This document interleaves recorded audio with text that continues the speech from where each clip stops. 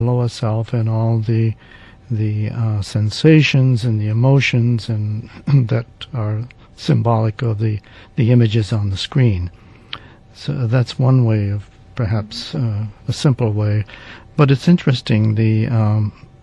All of this is trying to identify this self, and as we said earlier, Asa Jolie has this psychologist who was living and working back in the 1930s and 40s and 50s. He set up exercises. Actually, it's a way of developing the powers of observation. Now, being the observer is one of the key elements in techniques of this kind, developing this capacity to observe. We observe the outer world very well, but we don't do so well as observing the inner world, our own inner psychology, our own inner psyche.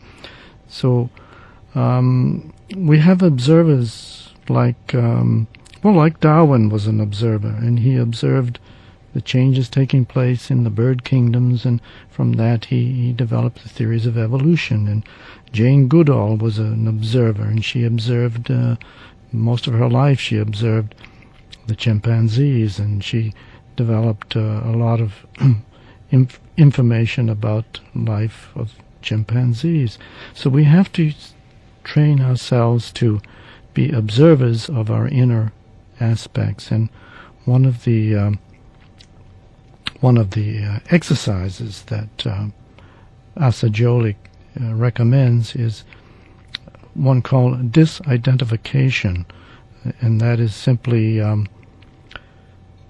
looking at our own reactions. Like we say, "I'm tired. I feel tired today." Well, you, the self, the inner self, is not what is tired. The body is tired, and so it's trying to make distinctions like that between the inner self, the inner core, and the outer senses, the outer sensations, the physical sensations. We are not our body. The inner self is not the body, but it has a body. It uses the body. So there is this maybe we have a sense of irritation. Well, try saying, instead of "I am irritated," try saying, "There is in me a state of irritation." So just try to observe such feelings as they pass through your emotional body without really judging them, but observing them in a dispassionate way. So there are exercises like that that are recommended by Asa Jolie. And it's interesting because the modern science that's been we've just begun to explore, quantum physics, says that the true reality is that we are all one. So that if that's true, and of course the mystics and the religious people of the past have often said that we're all one, and science has finally caught up to that. But if that's so, why do we even need a self? What purpose does the self play in God's plan? I'm not sure. I think that question is one of the great mysteries of life. But there's a saying that's always fascinated me, that God is a circle whose center is everywhere and whose circumference is nowhere. And I wonder if that saying might relate to the question you've just raised, why do we need a self? Maybe that suggests that the sense of identity, of being a self, is the beginning of the presence of divinity in the world. For God to be present in his creation, he needs the help of humanity. As I understand it, humanity's role is to be the mind principle and the creative principle for our planet. Each kingdom, animal, vegetable, mineral, human, has a different function, and as I understand it, humanity is the creative kingdom that must cooperate with God's plan. For God to be present in the world, he needs to find in the human being the recognition of divine origin, of divine heritage. The very meaning of the word man is from Sanskrit, meaning thinking entity, one who thinks. And the French philosopher Descartes said, "I think, therefore I am." He was right. That's the divine aspect of the human being, that we are capable of thinking and of perceiving ourselves as integrated entities. And this brings up something that I think is interesting about the ego. Coming back to psychology, modern psychology views the ego as that which insulates us from others, gives us a sense of authority and perhaps even of arrogance, of self-fulfillment. But the ageless wisdom views the ego as that aspect of ourselves which is organized and integrated. It's the soul, in other words. And that again suggests that we have to have this sense of being, which is identity. We can't just be an amorphous blob. That would be, a little cell, an amoeba. No, we're made in the image of God, and that's the way it's intended, but it's the definition of that image that sometimes we don't understand. And psychology and the ageless wisdom teachings are helping us to really identify what that true image is.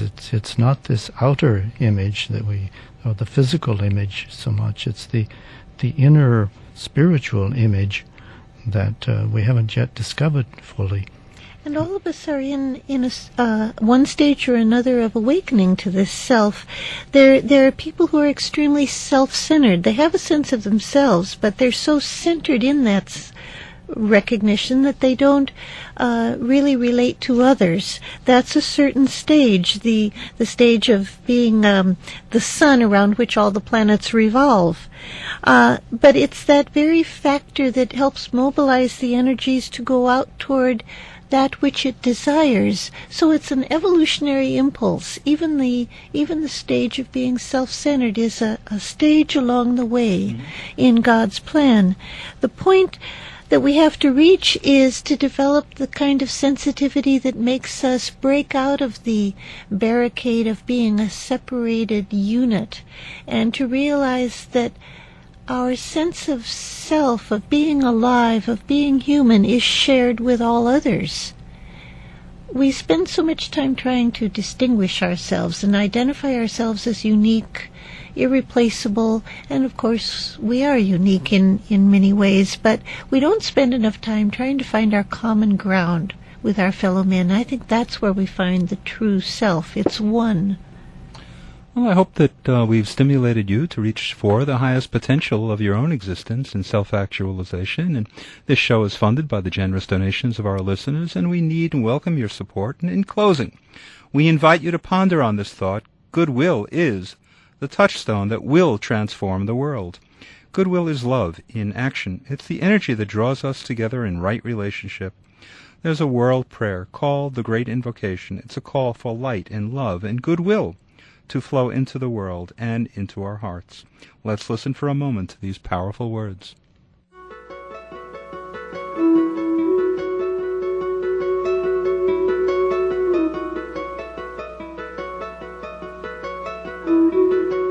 From the point of light within the mind of God, let light stream forth into human minds. Let light descend on earth. From the point of love within the heart of God, let love stream forth into human hearts. May the coming one return to earth. From the center where the will of God is known, let purpose guide all little human wills, the purpose which the masters know and serve. From the center which we call the human race, let the plan of love and light work out, and may it seal the door where evil dwells. Let light and love and power restore the plan on earth.